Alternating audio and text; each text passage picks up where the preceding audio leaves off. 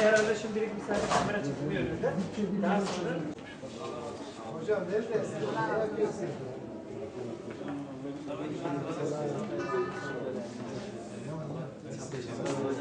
Kur'an okuma duası. Bir de cüzlerin sayfa numaralarını eklemişiz. Hangi cüz hangi sayfada? Bir de bir özelliği daha. Bu hem Hafız Osman hem bilgisayar hattının ortak çalışmasıdır. Yani diyelim ki Hafız Osman'ı okumak isteyen de bunda okuyabiliyor. Hayrat'ı okumak isteyen de bunda okuyabiliyor. Bir de ben bu ablara küçük bilgileri sayfaların bir de isimleri Türkçe, hem Arapça. Ondan sonra diyelim ki 56-61 yazmış. Bunu anlatan bir siyer. Bir de Osmanlı'nın Müslümanların gözüyle kuruluşu, yükselişi ve çöküşüyle ilgili bir şey. Şimdi bu Kur'an-ı Kerim biliyorsunuz bütün kitapların ana kaynağıdır. Bu Kur'an-ı Kerim'i bu eğitim kurumunun en yetkilisi olan hocamlar hediye etmişiz. Allah hayırlısı olsun. Bu ablamıza hocamıza. Evet hocamıza.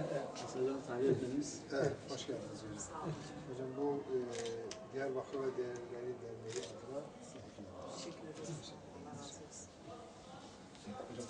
Tabii Kur'an-ı Kerim yerin neresinde başımızın tacıdır. Nasıl hocasın?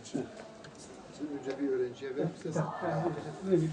Şimdi Allah Rabbim hayat boyu bu Kur'an'dan bize ayırmasın.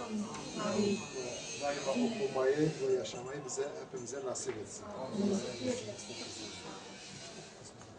Evet, hayatımızda olan Kur'an-ı Kerim hayatımızın merkezinde olması dileğiyle hayırlı uğurlu olsun. Kur'an'ı okuma, öğrenme, öğretme noktasında Rabbim hayırlı bir hayat nasip Hayırlı olsun. En iyiniz Kur'an'ı öğrenen ve öğretendir. Bu duygu düşüncelerle inşallah yetişir.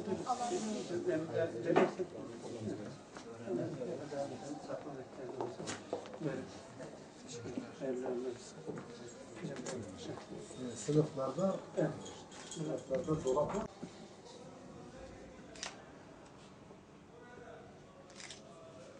Öğrencilerimiz Kur'ansız kalmasın projesi takriben 9 ay önce başlattık. Hedefimiz Doğu ve Güneydoğu'da 100.000 Kur'an öğrencilerimize ulaştırmaktı. Bir yıllık kampanya hedefimizin 3 ay kaldı ve bu süreç içerisinde Ramazan'dan beri dağıtımına başlamıştık Kur'an kurslarında. Şimdi de ilk önce imam hatiplerimiz olmak üzere bütün okullarımıza tercihli Kur'an-ı Kerim dersi yapan öğrencilerimize birer tane Kur'an-ı Kerim hedefiyle ulaştırmak istiyoruz. Amacımız nedir? Kur'an'la barışık olan bu topluma Kur'an'ı ulaştırmak. İnsanımız dindardır, insanımız son 30-40 yıllık çatışma süreci içerisinde toplumun arasındaki kırgınlıkları kaldırmak. Herkesin elinde, evinde bir Kur'an olsun, onu öğrensin, yaşasın, hayatına geçirsin. Hedefimiz o. Yardım edenlere, katkı sunanlara Allah razı olsun, teşekkür ediyoruz. Bu hayırlı hizmetlerin devamını diliyoruz.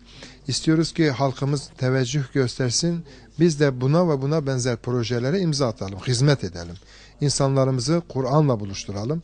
Son 30-40 yıllık çatışma sürecinde insanlarımız bölgede çok ciddi zararlar gördü.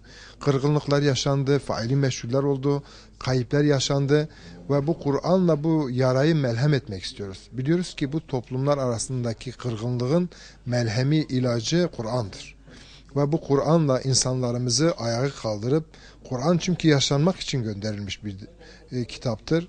Son Peygamber Aleyhisselatü Vesselam biliyorsunuz ki karanlık bir dönemde, insanların kötülükler içerisinden bocaladığı bir dönemde ışık olarak, hidayet nuru olarak, rahmeten lil alemin olarak gönderildi ve insanlara doğru yolu gösterip o Kur'an'la hidayete ermelerine sebep oldu.